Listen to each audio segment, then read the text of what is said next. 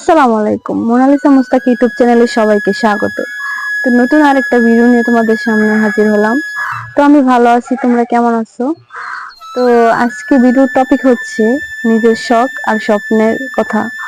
আসলে অনেক দিনের ইচ্ছা ছিল একটা খামার তৈরি করার, কিন্তু সাহস পাচ্ছিলাম না। আসলে খামার করার মতো এত সাহস বা এত পুঁজি আর অনেক মানে পরিশ্রম করতে হয় খামারে। আসলে প্রথমে এত বড় করে খামার দিলে পরে লস হওয়ার সম্ভাবনা থাকে। তো প্রথমে এত বড় না করে নিজের ইচ্ছা পূরণ করার জন্য হাজবেন্ডকে বললাম একটা খামার তৈরি করব, অনেক দিনের ইচ্ছা, তো কি করা যায়। তো উনি বললো যে একটা তোমাকে ছোটখাটো করে একটা খোয়ার বানিয়ে দেই, ওখানে তুমি নিজের ইচ্ছা মতো একটা মানে যেভাবে আর কি ছোট করে আর কি ঘরোয়া ভাবে মুরগি পালন করো, ওরকম ভাবেই করো, যে যাতে লস হবে না আর তোমার স্বপ্ন পূরণ হইব। তো ঠিক আছে বললাম, ভাবলাম যে ঠিক আছে আমার ইচ্ছা তো পূরণ হইব, অনেক দিনের ইচ্ছা ছিল একটা খামার তৈরি করার। তো ভাবলাম যে একটা খামার তৈরি করার জন্য অনেক টাকা লাগে, তো অল্প কিছু থেকে শুরু করা যায়, পরবর্তীতে লস হলেও মানে এত একটা গায়ে লাগবে না। তো তার কারণে ঠিক আছে, একটা খামার তৈরি করার জন্য অনেক কিছু লাগে। তারপর বড় একটা ঘর উঠানো হয়, ঘর উঠাতে আসলে অনেক টাকার প্রয়োজন। এত টাকা যদি ব্যয় করার পরে যদি লস হয়, আসলে অনেক কষ্টের সেটা। তো আমি এভাবে না করে আমি নিজের মতো করে একটা খামার তৈরি করলাম, যেটা নাকি অনেক ছোট আর হচ্ছে গিয়া আসলে ওখান থেকে ইনকাম করা সম্ভব। যদি নিজের মনের শক্তি থাকে আর ইচ্ছে থাকে, আসলে সবকিছুই সম্ভব।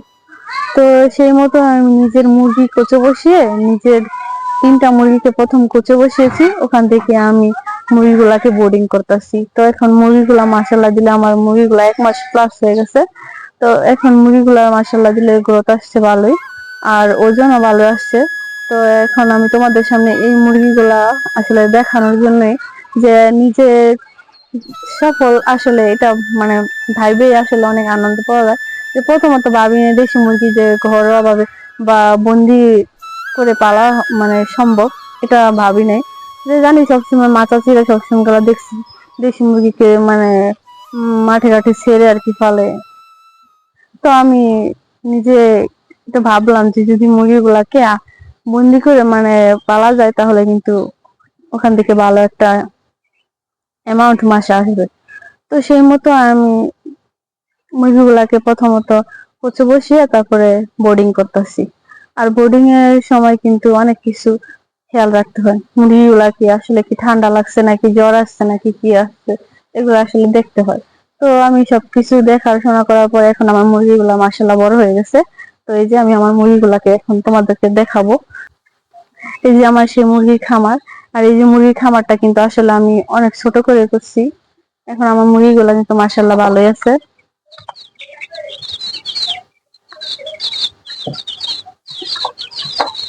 এই যে মাশাআল্লাহ দিলে মুরগিগুলা কিন্তু অনেক বড় হয়ে গেছে।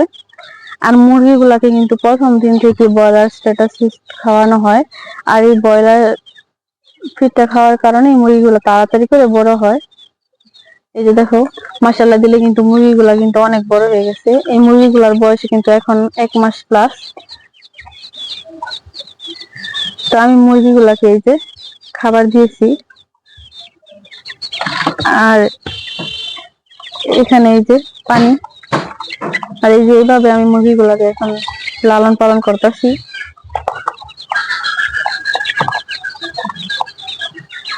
আর এখানে কিন্তু এই মুরগিগুলার জন্য আমি 2টা খোপ রাখছি। এখানে আমি বড় মুরগিগুলাকে রাখি, আর এখানে কিন্তু ছোট বাচ্চা। এখন আমার ছোট বাচ্চা নাই।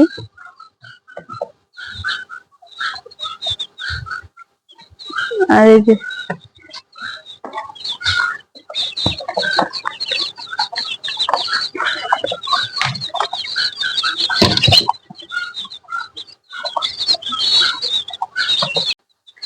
এই যে আমার মুরগিগুলা দেখতে পাচ্ছেন, এই মুরগিগুলাকে কিন্তু আমি কোন রকম কোনো ওষুধ ছাড়া মানে বড় করলাম, কোনো ওষুধই ব্যবহার করিনি। আর যদি বেশি ঠান্ডা লাগে, তাহলে আমি মুরগিগুলাকে শুধু ওই যে মানুষের যে নাপা বড়িটা আছে না, ওই নাপা বড়িটা একটা করে পানির ভিতরে, এই যে পানির ভিতরে দিয়ে পানির পাত্রের ভিতরে দিতাম একটা করে, যদি বেশি ঠান্ডা লাগতো। কিন্তু এখন তো আর গরমের সময়, এখন তো আর ঠান্ডা লাগে না, তারপরে যদি মাঝে মাঝে ঠান্ডা লাগে তো সেই সময়কালে আমি একটা করে নাপা বড়ি এই যে এখানে পানির ভিতরে দিয়ে দিই। আর এই যে দেখুন মুরগিগুলো কিন্তু এমনিতে অনেক সুস্থ আছে। আর এই মুরগিগুলো কিন্তু আমার অনেক স্বপ্নে অনেক আশার, আর এই মুরগিগুলো কিন্তু আমার অনেক আদরেরও। মুরগিগুলাকে আমার বিক্রি করতে মন চায় না, এক বেশ বিক্রি করে দিছি। আর বাকিগুলো আছে, 2 বেসের মুরগি ছিল, এগুলা একটু ছোট আর ওইগুলা কিন্তু বড় ছিল, ওইগুলা বিক্রি করে দিছি। ওইগুলা বিক্রি করেছি 3,500 টাকার মতো। তো ওইখান থেকে আমার মনে করেন 1500 টাকার মতো লাভ হয়েছে। আর বাকিটা প্রথম নতুন অবস্থায় যেহেতু তার জন্য বাকিটা মানে খরচ হিসাবে গেছে আর কি, অনেক কিছু কিনতে হয়েছে। এই যে পাত্র কিনতে হয়েছে, তারপরে যে মুরগির জন্য এই পাত্রটা, খাবারের পাত্র কিনতে হয়েছে, পানির পাত্র কিনতে হয়েছে। তারপরে এই যে মুরগির জন্য এই যে কারেন্ট বিল আসে, এই যে কারেন্ট বিল বাবদ সবকিছু মিলিয়ে আমার মনে করেন 1,000 টাকার মতো খরচ হয়েছে। আর বাকি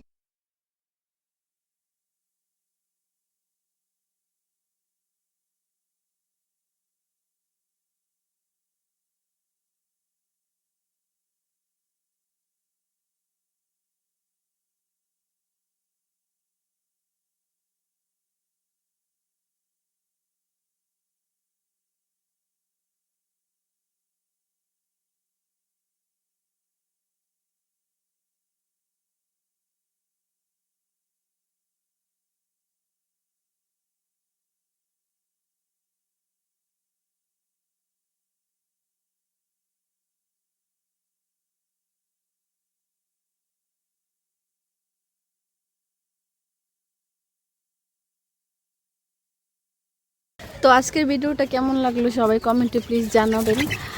তো আজকে এখানে শেষ করতেছি আমার ভিডিও। তো আল্লাহ হাফেজ।